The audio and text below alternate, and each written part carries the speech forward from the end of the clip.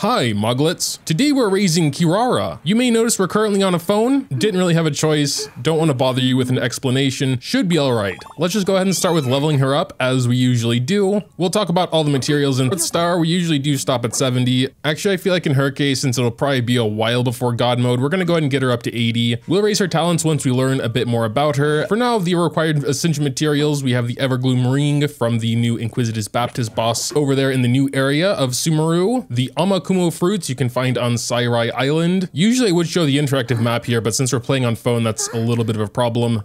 Perhaps in post-editing, I'll throw something up. And you can see the general location, but it's better just to open an interactive map yourself, honestly. And then finally, Spectre drops. I really still hate the Spectres, but yep, she'll need those. There are a ton of them everywhere in Inazuma, mostly around Sairai and Watatsumi Island. All materials she needs from 1 to 90, as well as the total cost to 90 her, is currently on screen. Feel free to pause if you need more time to look at it. As for talents, as usual, she'll need the same basic enemy drop, in this case, Spectres, as well as transient books, which you can find here at the Violet Court in Inazuma, at least Monday, Thursday, and Sunday. Again, required materials for each talent level is currently on screen, as well as the total materials required to max out one skill. There are a few pretty interesting things about her basic attack straight away. Her first hit is with a sword. The second hit throws the sword, so a little bit of extra range there. The third and fourth hits don't use the sword at all. She goes basically cat mode and starts clawing away. Multiplier wise, it seems a little bit higher than average at least. The charge attack is somewhat unique as well, considering it hits 3 different times, though her elemental skill is very similar to Sayu's. If you tap it, she'll do a little kick that deals Dendro damage, as well as applying herself with Dendro and creating a shield. The self-application of Dendro is pretty interesting. The shield she creates is based on her max HP. It does seem to scale actually pretty well. At level 1 here, it's 16% of her max HP plus 1541.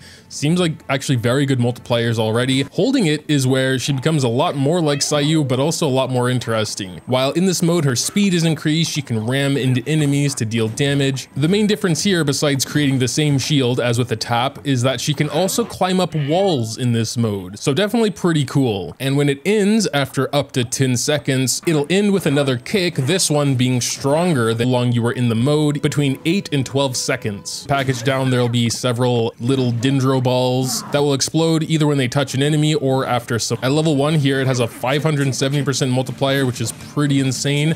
But if you want decent shields, you're also gonna have to build her with a good amount of HP, so the high multiplier is understandable. Her first passive here essentially increases her shield capabilities. While ramming against enemies in this state, she'll produce a separate shield that can stack with her main shield. It'll only have 20% of the damage absorption of the main shield, but it can stack up to 3 times. Her last passive here will increase the damage of both her skill and burst, depending on her max HP. Does not seem like there is a cap. 50,000 HP just to get a 20% increase on her E, and that would be even less of an increase for her burst. Her exploration passive I find is pretty useless, but very fitting for Kirara. Animals who produce foul, raw meat, or chilled meat will not be startled when party members approach them. Moving on to constellations, her C1 is already pretty interesting. Every 8,000 HP will get another one of these green bombs after her burst, up to 4 stacks, so 32,000 HP will be the limit on C1. C2 seems to be a co-op only constellation. While in this catbox mode, she can run into other players and give them a shield that is 40% of the main shield strength. Definitely pretty interesting if you do play co-op. I personally almost never do, so C4 actually sounds pretty nice, making her a little bit of an off-field Dendro applicator. When your active character has a shield, Kirara will throw out one of those green bombs every 3.8 seconds. Count on it for Bloom, where you need a lot more of that stuff going on. And finally, her C6 sounds alright. It's a 12% all elemental damage bonus for 15 seconds after Kirara uses her burst or skill. So I'd say pretty much all the time, as long as you're rotating to her often enough, but it's something that'll be useful for almost every team. Maybe just not ones purely focused on transformative reactions like Bloom, Hyper Bloom, etc. But yeah, with all that out of the way, I can pretty confidently say her normal attack is not all that important at all. I might leave it at level, but in general, I wouldn't really recommend it. So as usual, we are stopping at level 6 here. As for build, we are going to try and get her to deal some decent damage because of the fact that her burst is purely damage, but also I want her shields to be decently strong. So we're probably going to give her an HP Sands, Dendro Damage Goblet, and crit rate circlet. For the Plume and Flower, we're mainly just looking for substats. We are going to try a 4-piece Deepwood to start. Decreasing Dendro res is always cool. I definitely want her to have a decent amount of Elemental Mastery and pretty much all stats really, though generally trying to get a bit of all stats makes it so where she doesn't have much of any. Yeah, we're currently at 23k HP, which isn't even enough for I think 3 of the 4 stacks for her C1, though at level 90 she should break past that 24k mark. I don't see Moonlight for this showcase. The key here is a 5-star weapon. I think this would be insane for her. HP main stat increases HP by another 20% and then gives herself a bunch of EM as well as the party. And there are unfortunately no HP percent swords at all besides Key, I think. So we decided to go Sifos Moonlight. We can get some energy recharge, 50 EM. The crit to crit damage ratio is a little wacky, but we'll see how it works. Use her for exploration to climb up mountains and stuff. It sounds pretty cool like that, I guess. Well, since I usually do the clips for the talent and constellation overview after I get done with the main video, I haven't actually experienced her climbing up walls yet, so let's check that out. There she goes. That's actually quite fast. But also we didn't use like any stamina. We used a very small amount of stamina. Doesn't seem to have many issues with like ridges or anything either. I doubt it, but I want to check it out. But yeah, I kind of wanted to just start with seeing how strong her shield is, even while not being particularly built well for shield strength, since it is purely based off of her HP. I am quite familiar with like Masanori's damage and stuff. Like this is a very strong one. It of course didn't survive. I'm not really surprised about that, to be perfectly honest. So I think in her current build, her shield strength goes. Get Shogun's burst in there. We do have a pretty high ping right now, so that's a little unfortunate, but bear with me, I guess. So what are we doing? I just saw an 18k. I'm not sure if that was something else, but doing some solid damage there. Let's see that kick. Maybe that was a 6600, I'm not sure. Let's check out the burst. 26k, I think. Not horrible, not horrible. She doesn't have a ton of crit rate now, so what do little bombs do? Okay, most of the bombs didn't even hit Masanori. I don't know if it's worth like having a Kazuha in your team just for that purpose. I mean, of course, Kazuha does other things as well, but yeah, damage seems pretty decent for a not amazingly built 4-star level 80. Let's go ahead and try her burst again. There was Quicken. Yeah, like 14k with a little kick there. It's nothing like insane, of course. Oh, if you get hit while in this mode, it also gets canceled. Okay, that's good to know, I suppose. It is really worth it to build her with crit rate and Dendro damage and all of that. I think her being in Deepwood is perfectly fine, though. I think her being in Deepwood would still be perfectly fine, especially if you can get her up to C4 and have that sort of off-field Dendro attack every 3.8 seconds.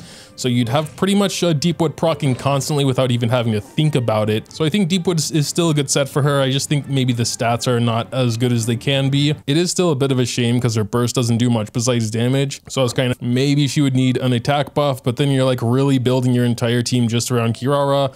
And yeah, is it really worth it? We could also build her a mix of HP and Elemental Mastery, you know, still focusing on reactions of some sort, but I don't think she has enough Dendro in general to be triggering blooms. And yeah, I think even with a lot of Elemental Mastery, her spread time, it broke, but we didn't take too much damage. Apparently with her, you can stack shields, and the shield does last longer than the cooldown, so we're gonna do a little experiment here. Just it says the duration will also be reset, so, and the base is like 14. So if you don't get hit and you do 2 shields, you know, after these 8 seconds, then you should have pretty much the strongest shield she can have. And let's see what this can survive now. 1, 2. Okay, that actually is not that bad. That's pretty good. With the base one, you're probably at around max shield absorption from a held E and getting those 3 little shields. And based on that little test there, if you can max it out, it is a pretty decent shield. 22.4% of max HP, like, just sounds good on paper. Zhongli's 3 levels higher is only 21.8% of his max HP. Though Zhongli's in particular does have 150 damage absorption against everything. So you can't really compare, of course, but just multiplier wise, it's a solid shield. That is, of course, building her purely HP. And yeah, we are cheating a little bit using a 5-star weapon there. The more I think about it, more I think Sacrificial wouldn't be horrible, honestly. I guess you could also use her like Sayu with a bunch of like off-field damage, like Kaya's burst and Shanling's burst, and just like running around the enemy. Though unlike Sayu, she is Dendro and not Anemo, which means you'd probably more be trying to do different stuff. I guess we'll try a bit of a Bloom team with like her triggering them. And yeah, I'm gonna take the key back off because this is raising mode. We can try fully giving up on the shields and building her full Elemental Mastery, maybe also with Flower of Paradise Lost here. There we go. Now we have 1,000 Elemental Mastery. This is honestly just an idea, a little test. I'm not sure if it's gonna go well or not. Her Dendro shield should protect us from the Bountiful Cores. Yeah, so unfortunately our typical off-field Hydros don't work with Kirara's held E because she's not doing basics in that mode, of course. So we're trying a bit of an unconventional thing, I guess. Ayato Burst plus Nilu's triple skill with the water rings, see if that's enough. So we're just gonna start with 3 her. Yep, there we go. We have the water ring. We're gonna go ahead and do Nahita's burst, and we're going to, well, try to hit him with the E, but he jumped backwards. Oh well, let's skip Nahita, I guess. And then just hold Kirara and, you know, start running around him. Yeah, they're really not being produced very fast at all. And she got attacked. Okay, so I think we can already say this is kind of a fail here, but honestly, I wouldn't even know what else to try with her. With nearly 50k HP and full stacks of her shield, it is pretty strong, so at the moment, that's like the main thing I can see with her. Once you get her up to C4 and she has a little bit of off-field Dendro, maybe a spread or aggravate team, whatever, could be good as well. I guess if you didn't get Baiju, you could use her shields in a Bloom team to protect you from the Blooms. I did try a little bit to use her as a burst DPS, maybe not enough. It just didn't seem all that impressive when we'd have to sacrifice basically all shield strength, so I don't know. At C0 though, like if you really wanted to use her, I'd probably just try and make her shields as strong as possible and use her as a shielder. But yeah, make sure to tell me what you think in the comments down below. Thanks, as always, for watching, and until next time.